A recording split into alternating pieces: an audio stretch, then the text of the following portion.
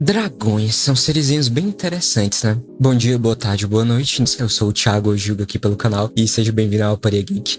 E hoje eu queria falar de um tema que eu simplesmente tem ficado bastante na minha mente já tem algum tempo e que eu também gosto bastante, dragões. O motivo é relativamente simples, eu simplesmente eu acabei me deparando aí com o tempo aí na internet com a famosa discussão novamente sobre a diferença entre wyverns e dragões. Sobre wyverns serem ou não dragões, e honestamente, eu não sei se mais alguém falou sobre isso recentemente, ou já faz tempo essa discussão, mas eu vi ela recentemente de novo. Então, além de responder com calma isso, eu quero ir bem além aqui, porque eu acabei pesquisando demais, estudando demais no tema, realmente era um tema que eu gosto pra caramba, é bem legal, porque ele vai além da ideia do lagarto, gigante e tal, e eu acabei indo muito atrás da origem das palavras, origem das coisas, eu gosto muito desse tema de origem das palavras, eu gosto de história antiga também, então eu acabei me afundando bastante nesse tema, que eu queria trazer aqui hoje com o máximo de profundidade possível que eu consigo. Em suma, hoje eu quero que você esqueça completamente a imagem daquele dragão reptiliano como um lagarto gigante que cospe fogo, porque é uma simplificação moderna de algo que é muito mais antigo, mais simbólico e muitas vezes mais interessante ou perturbador. A ideia aqui é procurar, investigar e tentar definir o que é. Quem foi o primeiro dragão de fato? Da onde é que veio o termo dragão? Ou da onde é que veio a imagem, o imaginário que a gente tem hoje do que é um dragão? Com base também em diversos critérios diferentes de aceitação aí pra você do que é ou não um dragão. O vídeo de hoje é patrocinado aqui pelo nosso amigo Charizard, que queria muito falar sobre dragões. Então, sem mais delongas, vamos lá.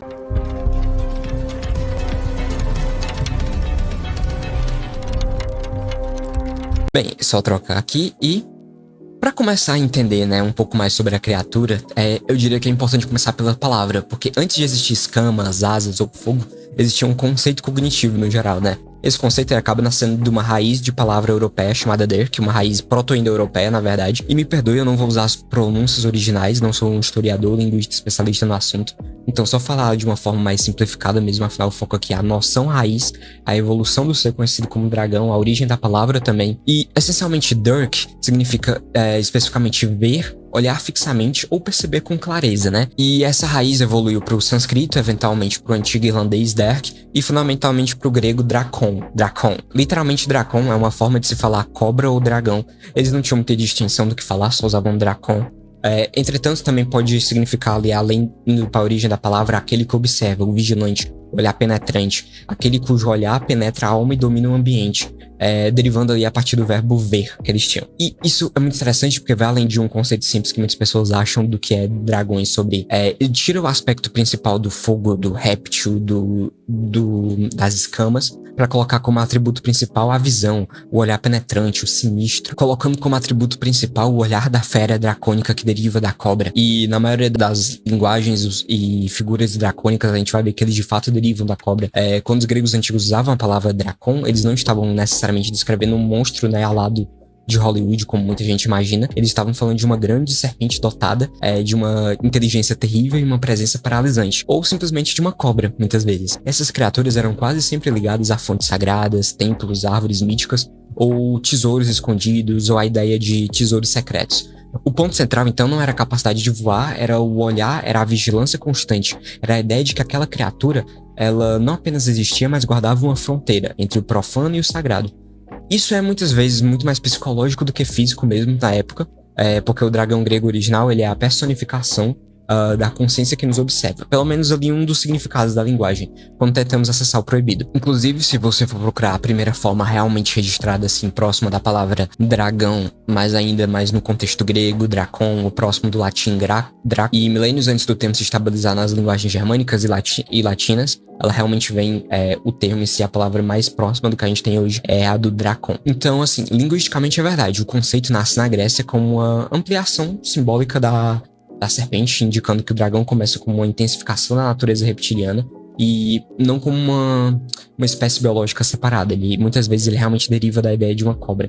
A gente vai entender por quê. Porque o dragão é, em essência, uma serpente que aprendeu a ver além do espectro visível nessa noção inicial. Ela traz o significado de sinistro, às vezes um significado divino, às vezes um significado aterrorizante também, dependendo. E quando você começa a puxar esse fio linguístico, você percebe que a serpente já estava presente no imaginário humano dezenas de milhares de anos antes da fundação de Atenas ou de Roma.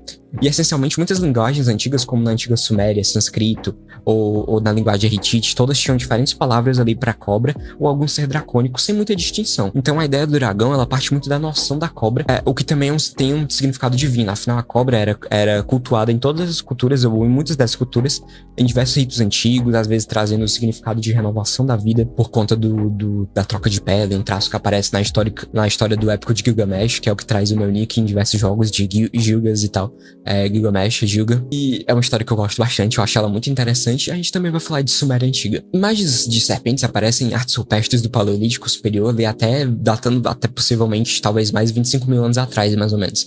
E em padrões simbólicos que atravessam continentes de uma forma um tanto similar. Afinal, a cobra existiu em todos os continentes. A origem de diversos seres serpentinos muitas vezes está associado a essa noção da cobra e ao culto da cobra que existia de alguma forma. E muitas vezes também associada ao perigo letal ou à regeneração que ela representava. Afinal, muito fascinava a forma como ela tem a questão da troca de pele e renovação. E também era um bicho que muitas vezes tinha um veneno fatal. Então, para muitas sociedades caçadoras e coletoras, isso parecia um renascimento literal, ou representava algum tipo de ciclo entre morte e retorno, que nenhum outro animal exibia de uma forma tão dramática e interessante quanto a cobra. Agora, pensar no peso que a serpente já carregava, o simbolismo de vida, morte e perigo, o que acontece quando as primeiras civilizações começam a ampliar essa imagem em escalas cósmicas, né? Em escalas para explicar o inexplicável, digamos assim. E é nesse contexto, quando as pessoas tentam usar o mito da cobra, usar a cobra como diversas possibilidades de inseri-la nos seus mitos de criação, por exemplo. Surge então a ideia do dragão como uma serpente elevada à enésima potência.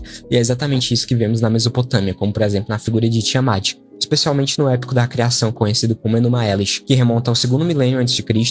E lá é muito interessante porque a Tiamat não é apenas uma vilã, ela não é apenas um dragão que precisa ser combatido. Se é que você vai considerar ela um dragão, ela representa o oceano primordial da água salgada, o caos absoluto antes da organização do tempo. Ela é descrita como uma entidade monstruosa e serpentina, que é a mãe de todas as coisas, a mãe de todos, cujas águas caóticas precedem a criação do cosmos, que foi depois organizado pelos deuses. Afinal, Tiamat não é simplesmente um monstro do mal que precisa ser derrotado pelo deus Marduk. Na verdade, ela é a própria matéria-prima da realidade do mundo em que vivemos, a substância bruta do universo. Porque quando o deus Marduk, no mito da criação Enuma Elish, derrota o monstro do caos, Tiamat, e divide seu corpo ao meio, ele utiliza os restos mortais de Tiamat para construir os céus e a terra. Ou seja, na cosmogonia babilônica, nós vivemos dentro do cadáver de um dragão, o que transforma essa criatura não apenas no antagonista desse mito, no antagonista de Marduk, mas no fundamento estrutural da existência que cria toda a realidade em que a gente existe. Temos imagens de Tiamat como o monstro do caos versus o deus Marduk, essa é uma representação engraçada que eu peguei de D&D, não tem nada a ver com o mito. Isso aqui é a representação, na verdade, de um outro dragão, mas que às vezes também era associado a Tiamat. E além disso, se mergulharmos mais nos registros sumérios e acádios mais antigos, encontramos termos como o Sun ou o Sungal. O termo sumério, o Sungal, especificamente, ele pode ser traduzido como a grande serpente dragão. Ele era usado para designar divindades, reis, mostrando que o poder serpentino, o poder dracônico, era um símbolo de legitimidade muito importante, não apenas de destruição, por exemplo. O dragão sumério, ele estava ligado ao controle das águas, das tempestades, da fertilidade do solo, mostrando até uma ambivalência do significado de dragão, ou desse ser monstruoso, serpentino, que mudou completamente aí na idade medieval europeia. Mas vamos chegar lá, vamos com calma. Temos também, se avançarmos na Babilônia de Nabucodonosor II, encontramos o Muxuxo. Muxuxo é mais ou menos isso, a pronúncia que eu encontrei. Procurei bastante. E a gente vê figuras desse ser na porta de Ishtar, como nessas duas imagens aqui. É uma criatura que desafia um pouco a biologia simples, né? Porque Muxuxo em Akkadian antes era Sirush, mas acabou ficando com esse nome mais popular de Muxuxo. Ele é um híbrido muito fascinante, o pescoço e corpo de serpente, patas dianteiras de felino, patas traseiras de águia e uma cauda terminando em um ferrão de escorpião. A gente vê um pouco desses traços nessas imagens, e aqui a ideia de um dragão deixa de ser apenas uma serpente grande e passa a incorporar partes de diferentes predadores aí do topo da cadeia alimentar. É uma síntese de diversos animais e medos que existiam na época. Temos traços de cobra, o animal que rasteja silenciosamente pela grama, os que atacam com força bruta, com garras, como os grandes felinos, e os que mergulham do céu de uma forma fulminante, como as aves de rapina, também com as suas garras, tanto que é um dos traços que o Muxuxo tem. Ele não tem as asas, mas ele tem as garras, já é um início. E ele está criando aqui uma representação simbólica que soma diversos elementos e possíveis perigos em diversos domínios, né? E muitas vezes é isso que o dragão é, ao longo de diversas civilizações que foram criando mitos que parecem o dragão que temos hoje. O dragão muitas vezes é um predador absoluto que concentra o terror evolutivo em uma única imagem, muitas vezes uma quimera, basicamente. E serve como um lembrete visual de vulnerabilidade diante das forças da natureza. E o Mushoku pega muito desses elementos que eu acho bem legal. Isso ajuda a explicar, né, porque que o dragão ele surge de uma forma independente em culturas que nunca tiveram contato direto entre si. E temos diversas imagens de Mushoku, de diversas representações que eles tinham, não apenas em pinturas, representado em lajes de paredes do portão de Ishtar. Temos pinturas, ele aparece em vasos e demais esculturas. Mas além disso, quando a gente salta agora, né, para a China antiga, temos outra similaridade de sincretismo animal, onde encontramos um caminho evolutivo que é um pouco diferente do que tinha sido visto até agora, mas não completamente desconectado da ideia.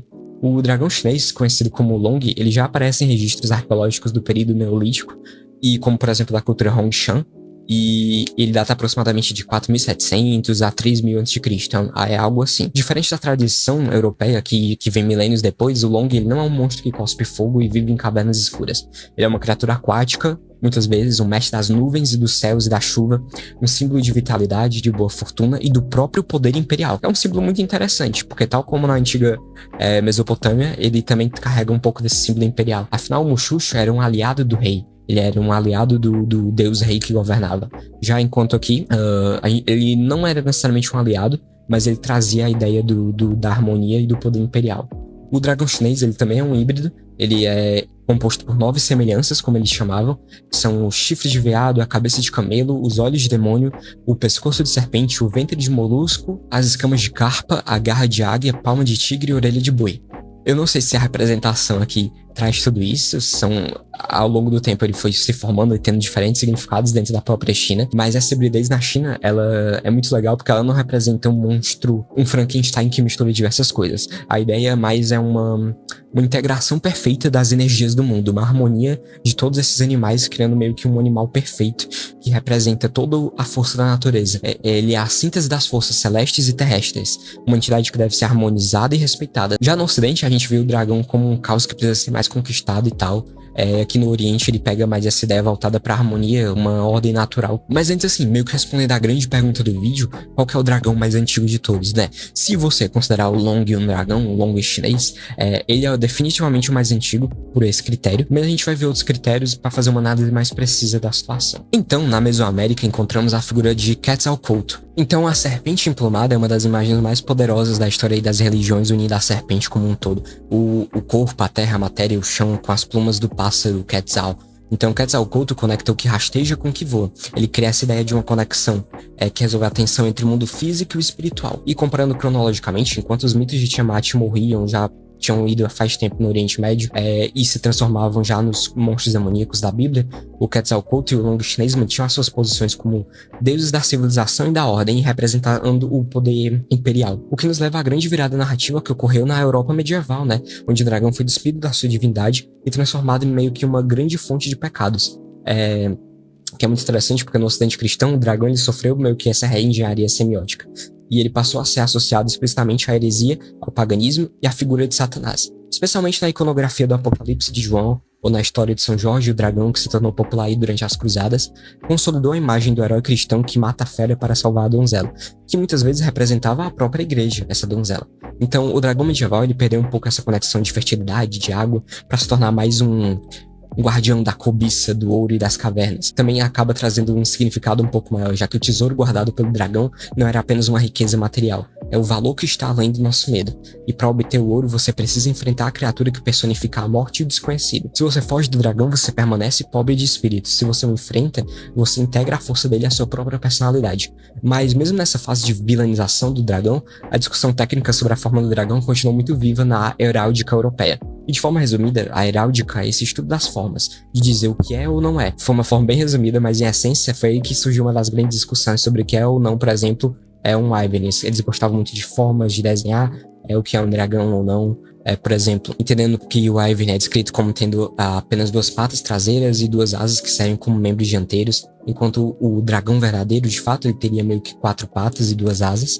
E do ponto de vista biológico, evolutivo, a anatomia do Wyvern é muito mais plausível, né, com a nossa realidade, inclusive o tipo de dragão de Game of Thrones, ou Crônicas de Gelo e Fogo. Então faz mais sentido a forma de Wyvern, como é chamada, em jogos como Skyrim, como essa daqui, ou lá em Crônicas de Gelo e Fogo. E respeita mais uma biologia. Não que importe, afinal, é um ser mítico, é fantasia. Ainda assim, mesmo que a versão de 4 patas seja mais embelezada e melhor em diversos mitos, ela também está associada a muitas figuras, como por exemplo a própria figura de Tiamat versus o Monstro do Caos. Ela tem 4 patas e asas. Então, só o fato das pessoas discutirem e mostrarem que a anatomia é um ponto importante para conciliar o mito com a observação científica já é muito interessante e influenciou a forma que a gente tem hoje no nosso imaginário de dragão. Inclusive, um ponto que eu achei engraçado, né? Antes, a série de Game of Thrones e tudo usava o símbolo da casa Targaryen, mas assim, ele tinha 4 patas, tinha esse erro aqui na forma do dragão e tal, mas a série de House of the Dragon consertou. Afinal, o dragão de George R.R. Martin dos livros, ele tem essa forma de 2 patas traseiras e asas que juntam. Então, basicamente, essa necessidade de conciliar a observação da natureza com um pouco de ciência, entre aspas, que eles tinham de estudo das formas, essa necessidade foi alimentada por algumas evidências físicas reais que estavam no solo, né? Por exemplo, não podemos ignorar que a descoberta de fósseis desempenhou um papel muito fundamental aí no imaginário e na manutenção da crença em dragões. Imagine um camponês chinês ou um mineiro europeu do século XII encontrando um crânio ali de ule, rinoceros ou o resto de um protoceratops no deserto de Gobi, que foram casos reais. Então, sem a ferramenta da paleontologia moderna, a única explicação lógica muitas vezes são os mitos que eles já tinham, os monstros que eles tinham colossais no imaginário. Na China, os ossos de dinossauro foram historicamente chamados de ossos de dragão, né, o Longgu, e triturados para a medicina tradicional, sob a crença de que eles continuam a essência vital da criatura. Na Áustria, em 1335, a descoberta de um crânio de rinoceronte lanudo foi interpretada como sendo um dragão que vivia em uma caverna local e tal, o que levou à construção na cidade de Klagenfurt de uma estátua de dragão, aqui o dragão de Klagenfurt, então é bem interessante. E na Austrália, a memória original oral dos primeiros povos originários podem trazer ecos de uma possível coexistência entre o Megalonia prisma, que é um lagarto monitor de 7 metros, junto com os povos originários que habitavam o continente. Não é provado, mas é uma possibilidade. Esses encontros entre humanos e megafauna sobrevivente, ou entre humanos e os fósseis da megafauna, criaram um andame, uma escadaria de realidade que apoiava esse mito com alguma segurança. O dragão, então, a melhor teoria científica possível que eles tinham disponíveis para explicar ossos gigantes que ninguém conseguia identificar ou entender. Ainda assim, os dragões são extremamente legais e, obviamente, o melhor tipo de Pokémon. E meio que finalizando a grande resposta, se você considera que basta ser o mais antigo de forma que amplamente parece um dragão de fato, do que entendemos como dragão hoje, o que seria o grande ganhador do primeiro modelo de dragão seria o Long chinês, o mais antigo. Mas se você acha que não, que ele precisa ter asas, que ele precisa ter a ideia do divino, ser um ser descrito como uma grande serpente ou uma besta e ter esse senso maior de divindade ou de asas, temos Tiamat. Por exemplo, a imagem do Monstro do Caos versus Deus Marduk, no mito da criação. Mas pra você não conta, porque a Tiamat é mais uma serpente, um conceito do caos, uma deusa, um simbolismo. Então, afinal de contas, vamos lá para o que é que de fato pode ser chamado de um dragão a partir do termo dragon do inglês de fato. Quais são a primeira referência visual associada ao termo dragon do inglês? Temos aqui então meio que um vencedor técnico, os 2 imaginários do dragão do bestiário de MS Harley 3244, que é basicamente um bestiário com diversas criaturas que ele sintetizou da época e desenhou e disse: isso aqui é um dragão. Isso aqui é um grifo, isso aqui é uma hidra. E eu sinto dizer que ele colocou 2 figuras pro nome de Dragon. Então, uma bípede e uma quadrúpede. Então, se pra você o Wyvern não é um dragão de jeito nenhum, sinto muito, mas tá errado. Talvez uma obra específica, alguma coisa como D&D, o Wyvern e os dragões são coisas diferentes. Mas, de forma geral, eles têm uma origem muito semelhante ou igual. E, na verdade, temos imagens até mais antigas e referências do que essa, de coisas que parecem dragões, mas não eram chamados de Dragon do inglês. Pode até ser que eles eram chamados de Dracon, Draca, ou variantes aí que vieram do grego ou do latim. Como aqui nessas imagens antigas, né, temos outros manuscritos e bestiários antigos que vieram antes do MS Harley 3244. Mas se você considera eles eles um dragão por serem alados e parecerem répteis, pode muito bem considerar a Tiamat um dragão, que era descrito como uma cobra com asas e tal, em algumas das suas imagens. O próprio Mushushi, apesar dele não ter asas. Então, pra mim, todos eles contam o nosso imaginário como dragões, mesmo que tenham nascido de ideias e formas diferentes. E por isso, pra mim, o primeiro é de fato o Long, por ser o imaginário mais antigo. Mas eu também curto muito a ideia de Tiamat. E se pra você o termo dragon é de fato mais importante, volta pra esses aqui, de fato, do inglês.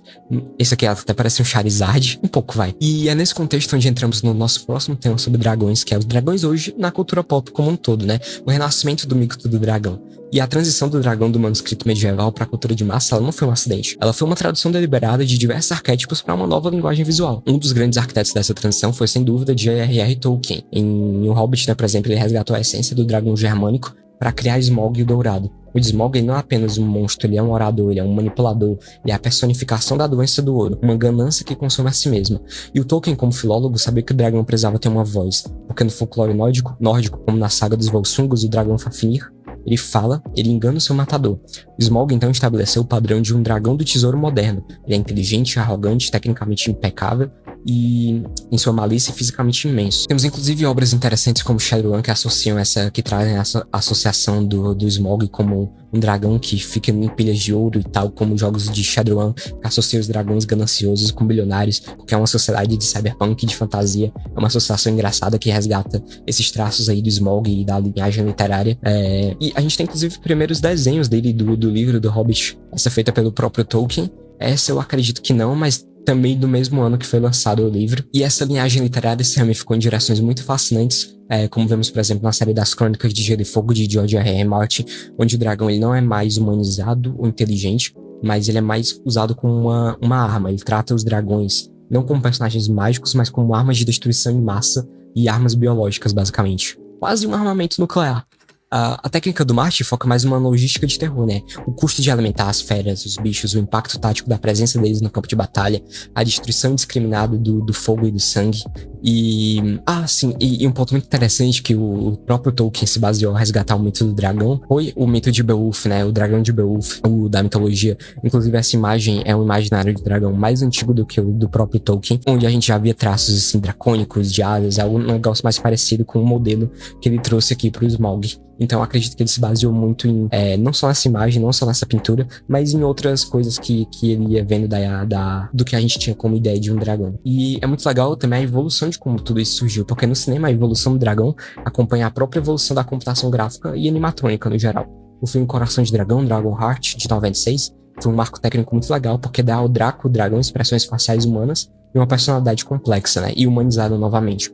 Mas foi em Reinado do Fogo, Reino do Fogo, de 2002, que vimos uma abordagem mais técnica e provavelmente mais cuidadosa aí da biologia dracônica. O filme então trata os dragões como uma espécie de animal real que causou a extinção de dinossauros e tal, espere fogo através de glândulas químicas.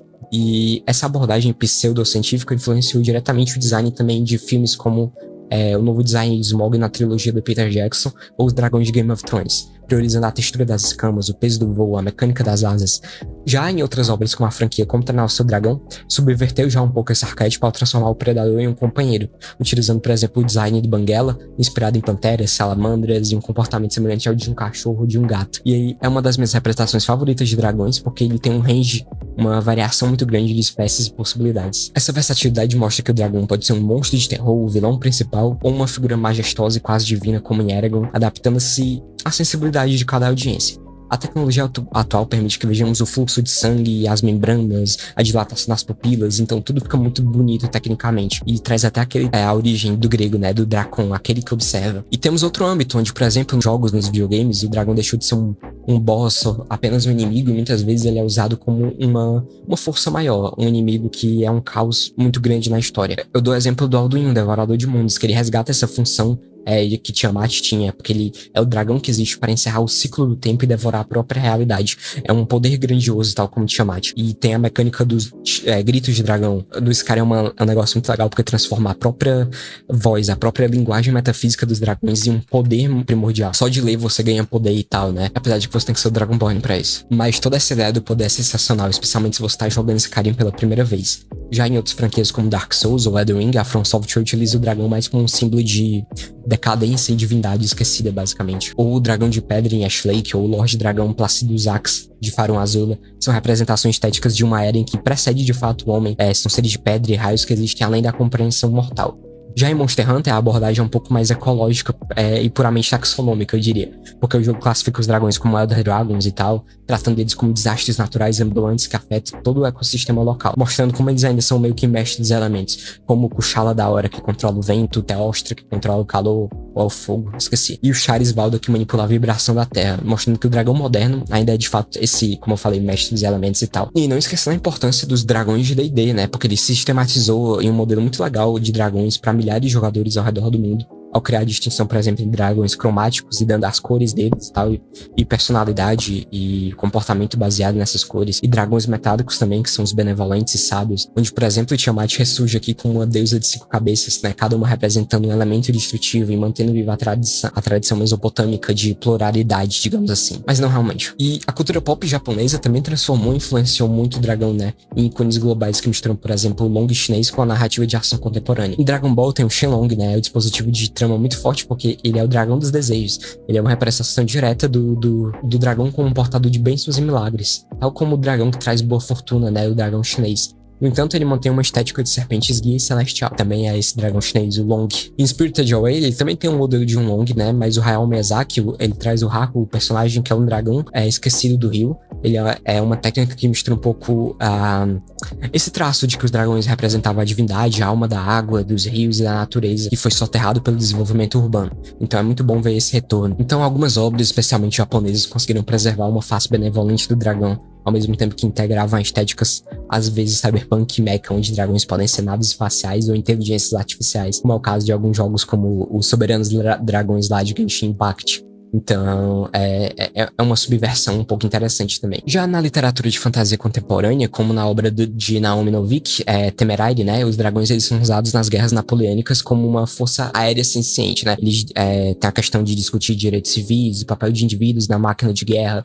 O dragão deixa de ser o outro absoluto para se tornar um ser mais próximo da humanidade, digamos assim. Ele representa a força indomável que todos carregamos e a necessidade de canalizar essa energia destrutiva para algo construtivo. É uma das discussões aí. Ou seja em livros, obras, blockbusters de Hollywood, em jogos de RPG, animações japonesas, séries de streaming, enfim. O dragão, no geral, continua sendo uma criatura mítica muito requisitada no imaginário popular, porque ele é um dos únicos seres mitológicos que conseguem facilmente transitar entre o terror e a majestade. Ele é um animal divino e também um animal assustador, sem perder a essência. Então eu suponho que as pessoas não param de desenhar e falar de dragões porque não paramos de encontrar novas formas de representar esse caos desconhecido. Um vilão que pode ser fácil de ser colocado como vilão ou alguma natureza mítica. Então depois de atravessar 25 mil anos de história, desde imaginário de serpentes e cobras de 25 mil anos atrás, né, até o WoW, onde tem dragões em World of Warcraft, o dragão é um constante companheiro da consciência humana. Ele é a nossa forma de dizer como o mundo é vasto, perigoso e incrivelmente interessante. Ele começou com um Dragcon, que é o olhar atento,